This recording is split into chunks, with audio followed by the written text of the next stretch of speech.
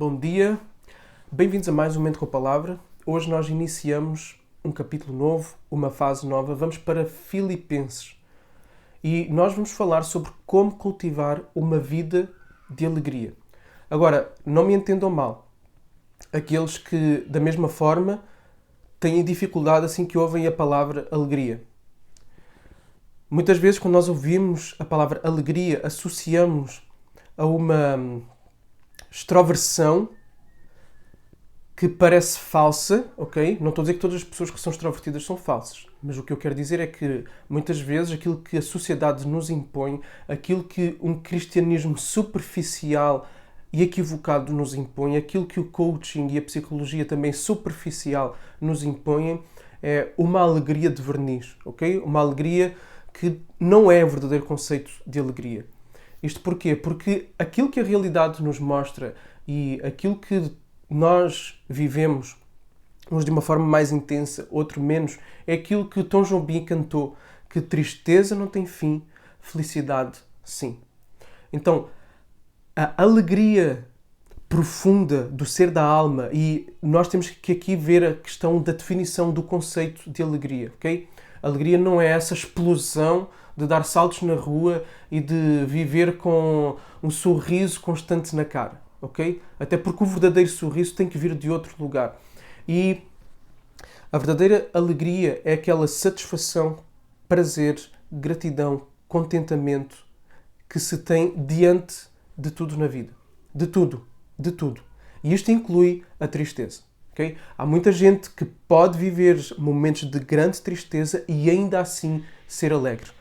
Ok, isto parece ser contraditório, isto parece ser algo que não se casa de forma nenhuma, mas aí é que está. É algo que nós precisamos de pensar e que precisamos de refletir se de facto queremos ser alegres na realidade em que nós vivemos e não criar uma realidade falsa para que então possamos ter uma alegria falsa e depois batermos com a cabeça no chão e aí entrarmos numa grande depressão. Okay? Então parece que às vezes querem nos impingir a que vivamos fora da realidade, quase como que numa confissão positiva, negando a presença da dor, da decepção, da frustração, da angústia, do luto, das dificuldades. Okay? Mas aquilo que nós vamos perceber ao longo desta carta é que a alegria, a verdadeira alegria existencial, ok, integra a tristeza. Tá bom? Eu tenho tendência para ser existencialista. E eu quero ver...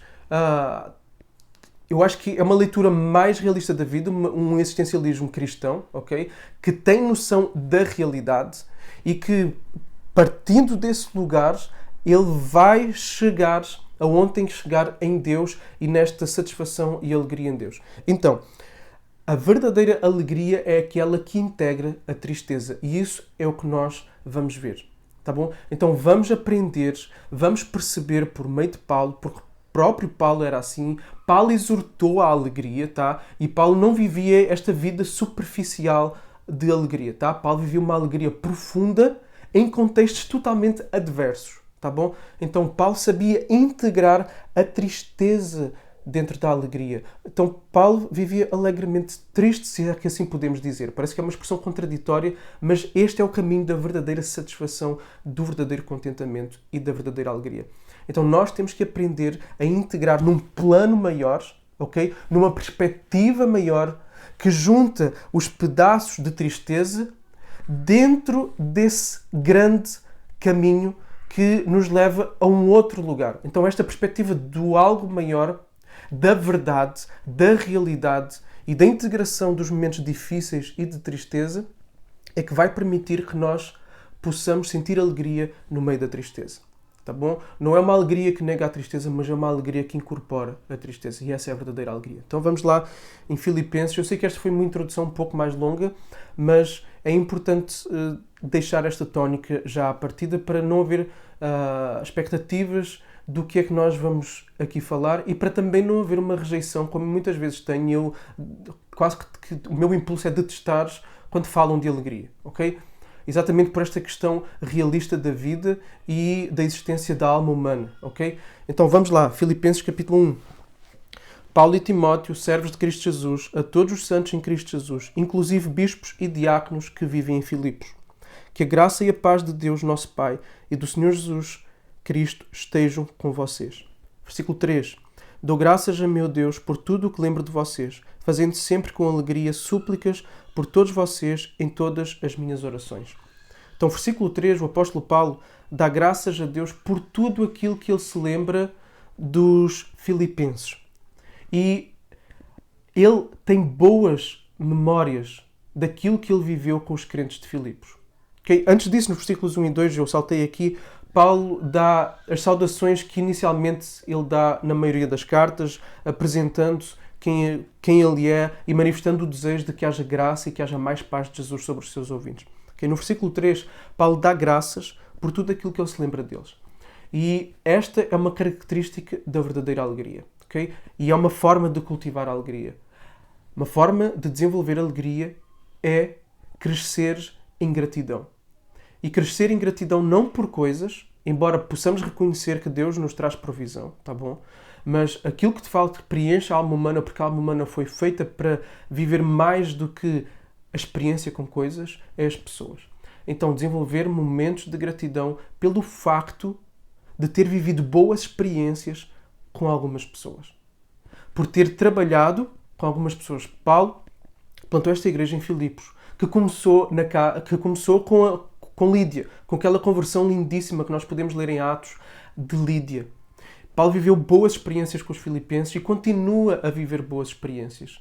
Então, uma pessoa alegre é uma pessoa que é grata pelas coisas certas.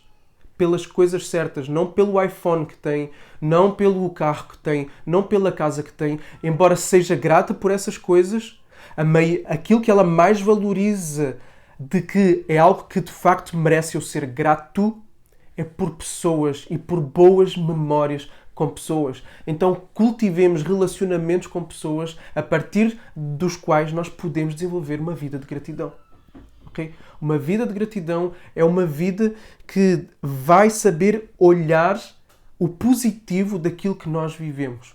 Okay? E mais, eu não vou poder acabar o texto todo, senão vamos ficar aqui muito tempo, tá bom? E depois vamos ter pano para mangas daqui para a frente e o ano tem 365 dias, ok? Então, esta gratidão valoriza as coisas que têm que ser valorizadas, coloca ao de cima aquilo que nos traz boas memórias e coisas que foram bem vividas e as coisas que não foram tão boas ficam em segundo plano. Mas há mais. E aqui eu não me estou a contradizer com o que eu disse há pouco da questão da negação dos momentos de dificuldade e de tristeza. Muitas vezes, as boas lembranças com pessoas surgem exatamente na integração da tristeza. Porquê? Porque nós vamos ter com o outro, partilhamos a nossa dor, outros veem a nossa tristeza e vêm até nós. E muito das boas memórias e das principais memórias boas e agradáveis que nós temos são exatamente fruto do facto de nós termos vivido esses momentos de integração da tristeza com outros. Então é esta gratidão que nós devemos ter. Depois Paulo diz, fazendo sempre com alegria súplicas por todos vocês em todas as minhas orações. Paulo, fruto deste relacionamento que ele tem com estas pessoas, ele desenvolve uma vida de oração alegre por eles.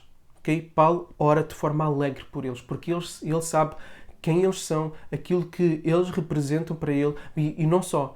Paulo sabe que aquilo que ele vai orar por eles vai dar fruto, porque mais à frente ele vai dizer no versículo 6, estou certo que aquele que começou a boa obra em vocês há de completá-la até ao dia de Cristo Jesus. Paulo sabe que aquilo que ele vai produzir ali para com aquelas pessoas vai produzir um fruto, vai gerar vida, vai gerar significado, vai trazer algo que é o que de facto importa nesta vida, por meio da oração. Então Paulo envolve-se de forma alegre, porque ele sabe que aquilo que ele está a fazer é aquilo que é de mais significativo para a alma humana, que ele sabe que é o mais significativo para o desenvolvimento e a felicidade real daqueles que estão à sua volta. Então Paulo sabe que está a envolver-se em algo que de facto é produtivo na vida do outro. Então desenvolver uma vida de alegria passa por nós desenvolvermos uma vida de oração pelos outros, ok? Orar por outros.